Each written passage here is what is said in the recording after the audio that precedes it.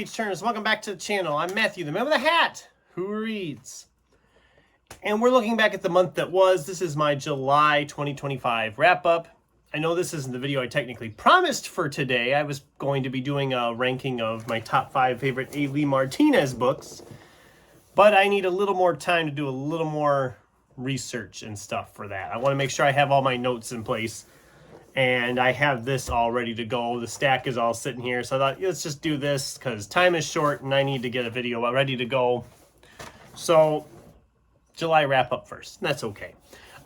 So in July, we read 13 books. That was up 1 from last year when we only read 12 in July.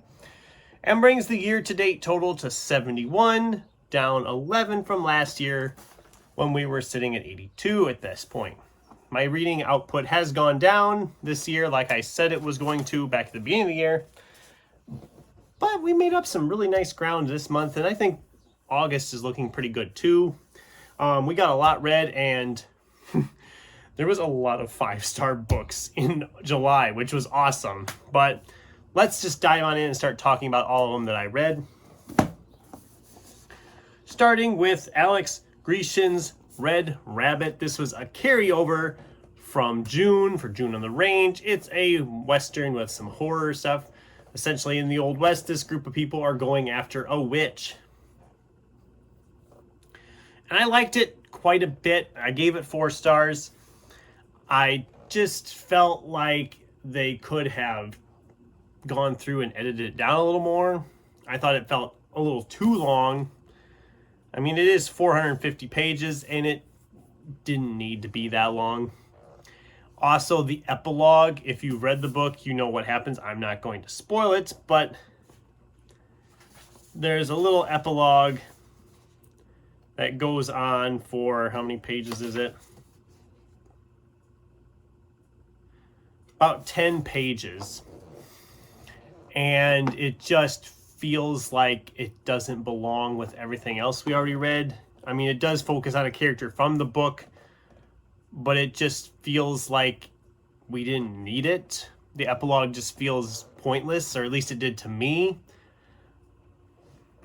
Maybe that's just me. I thought it was good. I didn't love it. I'd be curious to check out more by this author. If you have this one sitting around waiting to read it, go ahead and read it. It is enjoyable. I just didn't love it enough to... Speaking of books I loved, though,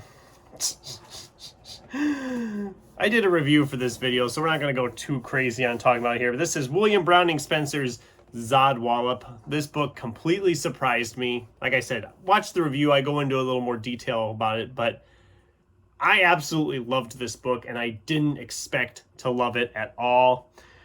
I thought it'd be just kind of okay. It does so much with the few pages it does. It has, I mean, for a fantasy, it's only 300 and some, just over 350 pages, 360 pages. And it packs so much into those pages. I mean, you have fantasy worlds, you have people who think they're in the fantasy world, but they're not. It's taking a really deep look at like people with disabilities and how they are in the real world, or how they should be treated and not just looked down upon. It delves into like how to deal with grief. I mean, I was just blown away by this book. This was a 5-star, and it's easily going to be in my top 10 for the year. I don't see any way this book doesn't make it. Absolutely fantastic. Then we had a couple of books here that kind of disappointed.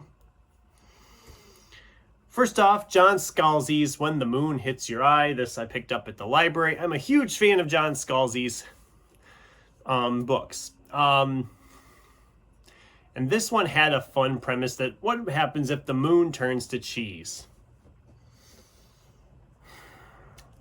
And I was intrigued by it as it started. But as it went on, I cared less and less, because this book should be just kind of labeled as a short story collection. Because we have so many different, every chapter or story or whatever you want to call it, we have a new set of characters. So by the midway point of the book, we've had like 12, 15 chapters, we'll say. And I don't know exactly how many it was anymore, but we've had that many different groups of characters introduced. And some of them are referenced back in other chapters, but a lot of them we just don't come back around to. And it's really hard to cheer on these characters when you don't come back around to them. Eventually you do come back around to them. It's been 200 pages and you're like, okay, who are these people again? As a whole, I liked the concept. I just didn't like the way it was set up, and I also didn't like the ending. I'm not going to spoil anything, but the ending just felt like a real... I don't even know how I want to describe it without spoiling something. If you've read the book, you might have the same issues I have with it. I don't know. I just thought the ending was... How do I want to say it? I don't want to spoil it. It was the easy way out. Does that make any sense? I don't know. I didn't love how it ended. I didn't love the ending. It's kind of a weird theme we have going this month. Johans Cabal the Necromancer by Jonathan L. Howard, which, by the way, the John Scalzi one was a 3-star, as is this one. Again, this one started off so promising, and then it just seems like we stalled, and it drug, and then it picked up really fast at the end again. I know this is first in a series. I think there's like 3, 4, 5 books in this series, but I'm not going to continue on with it. I'm just not... I didn't love it enough to continue on. It was okay. I didn't hate it or anything, and I liked the start more than I liked how it progressed. It's a really fun concept. Towards the beginning, it made me laugh out loud because our main character travels to hell to make his deal with the devil, and the gates of hell is essentially you have to fill out this paperwork, and the paperwork is like 600, 800 pages long, and if they make even just one tiny little mistake, they have to start all over again. So it's kind of like hell before you get into hell, which just kind of struck me as really funny. And there was other things like that in this book that really struck me funny. I just, as a whole, I wasn't a huge fan. It was okay. It was okay. It was okay. I didn't hate it. I didn't love it. It was just kind of there.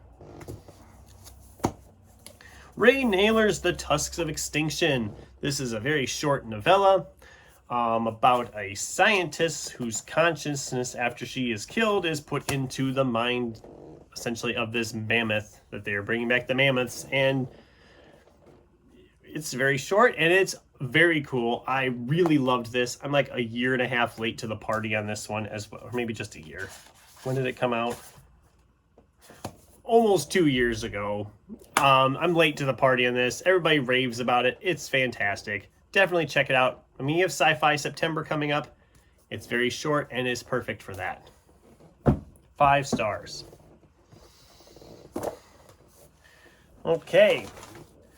Then we had some downward spirals again here. Dave Costello's Flying Off Everest, A Journey from the Summit to the Sea. A book nobody's probably heard of because nobody's read it according to Goodreads. And this was boring as hell.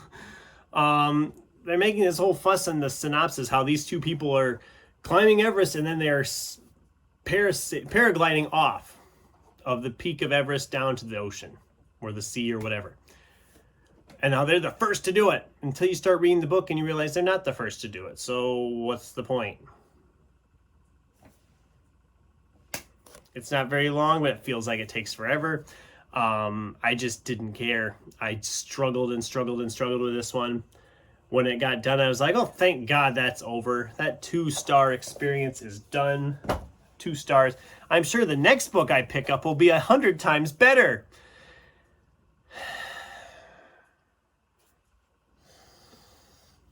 You remember, like a year ago with Sci-Fi September, I did a review for a book called Bios, where I said it played along and you get to the end and you sit there and wonder why the hell you bothered reading the book because every character dies and nothing is resolved. Well, spoiler alert, this book is kind of like that. There is resolution, but we a ton of people die that we just don't, all these characters are gone. You don't really care why they're gone when it gets to the end. It spends a lot of time just spouting this technical jargon that doesn't make a lick of sense. It hasn't aged well. Essentially, these scientists were goofing around with energy, and they essentially create a star on the surface of the planet that's burning hotter and hotter and is going to burn into the earth and destroy the world. God, just summing it up, it sounds really stupid, doesn't it? I should have saved this. I think this would have been like a good one for like a Garb August type deal. I don't usually participate in that, but this was just so stupid. And the characters, they are here 1 minute and then they don't show up again for like 50-60 pages. Some of the side plots that are happening, it feels like it was trying to be like one of those TV miniseries back in the 80s, you know. Oh God, this was a treat. I gotta tell you, this was something else. It was really bad. 2 stars. Another book that nobody's probably ever heard of, because I'm one of the few on Goodreads who's read it. Yay me. All right, Ian Reid's We Spread. I have talked about Ian Reid a little bit in videos before, how his novel Foe is a book that I absolutely just blew me away when I read it. I'm not as huge a fan of I'm Thinking of Ending Things as some people are, but this one I had heard some good things about, and this one, again, it surprised the heck out of me.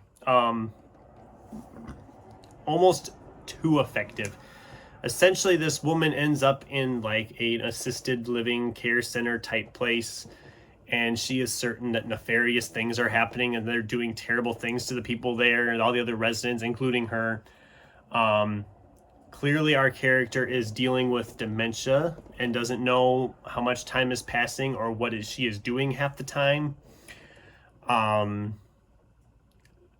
it hits close to home because my grandmother is actually in a care center now going through that. She's severely dealing with dementia, and it just really hit me hard a couple times. It's very hard to read, but it was so good. It's just very psychological, eerie creepiness, and I really kind of loved this. And there's so many questions I had when I got done yet. Is like, okay, how much was real? How much was in her head? How much is... Because we're essentially just in her head, so we think things are messed up, but you start putting it together and like, okay, is it messed up or is it just her head that's messed up? It was just absolutely amazing. I don't know that I would ever read it again. It was really good and I would recommend it to people, but I just don't know that I would keep it in my collection and read it again, if that makes any sense. I haven't decided yet on that one. Usually when I get done with one, I'm like, okay, I'm going to keep this. I'm going to let this one go. I'm going to keep this, let this one. I haven't decided on that one yet because I just don't know what to do with it. It was a 4-star read. I really enjoyed it. Helen and Troy's Epic Road Quest by A. Lee Martinez. This was a 4-star read as well. This was an absolute banger, a lot of fun. About our characters. Our female character Helen is a Minotaur and Troy is just a normal kid. Well, he's the popular jockey type kid, you know. He's the popular kid in school. And they are working in what is essentially a knockoff McDonald's in this world that has all the fantasy elements mixed in, and everybody's just fine with it, which is kind of funny. And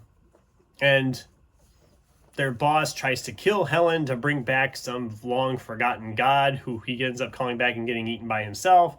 And then the god puts Helen and Troy on this quest to collect these pieces of armor so he can come back and rule again. And thus the quest begins.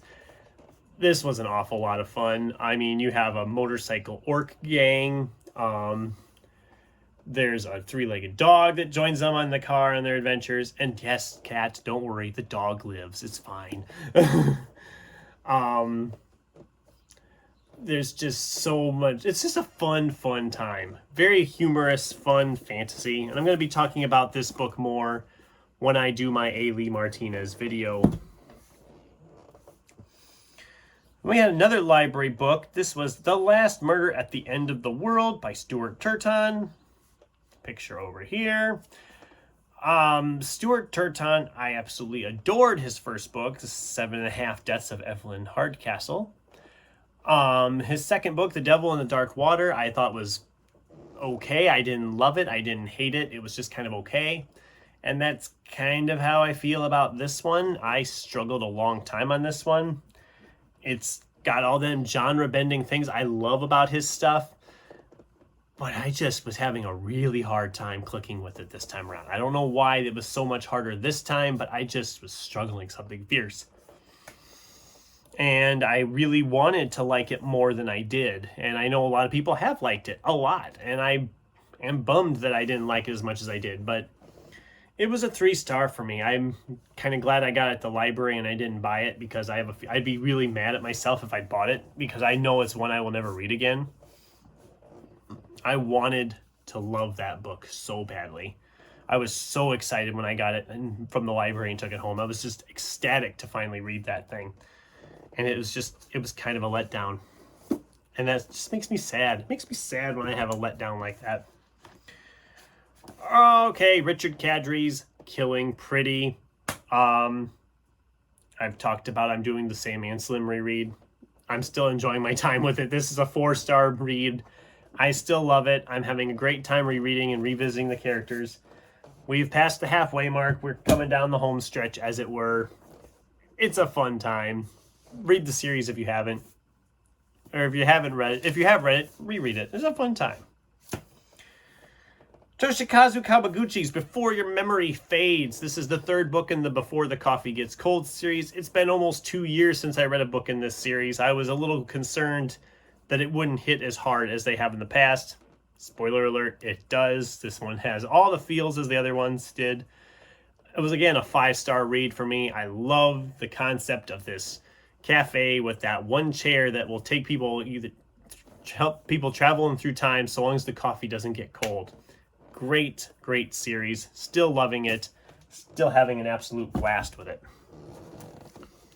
And finally, the last book of the month that I got read, Thomas Blackthorne's Edge. This book felt like it didn't give me everything I was expecting it to give me. It's very dystopian. Everybody can duel now. You can just start a duel and there's no consequences whatsoever. It's set in England. There's a lot going on. It does kind of have a cliffhanger ending that is supposed to help you want to pick up the sequel. I haven't found the sequel and I don't think I will. This was just kind of meh for me. I think I only gave it 2 stars, actually. It just did not work for me. I flew through it fairly quickly, but I just didn't care half the time what was going on. So, yeah, it was really a weird month because there was a lot of, I had like a handful of 5-star reads, but I had a bunch of lousy reads too. But yeah, my book of the month was obviously Zod Wallop by William Browning Spencer. If you watched the review, you know I was gushing about this book. And before anybody gets after me, it's like, wait a minute, there was another book you had in that TBR. Where is it? I didn't quite get finished with Dungeon Crawler Carl. I'm about halfway through, just over halfway through as of right now. I am enjoying it. And if I had gotten it finished, I would have had another 5-star book in the month, probably, because I am really enjoying it, just like everybody else is enjoying it. So that's it. That's the wrap up. I'd love to hear from you guys. What did you think? Was I way off and wrong about some of these books? What was like your book of the month for July? I'd love to hear from you in the comments down below. Thanks for watching, and until next time, keep turning pages.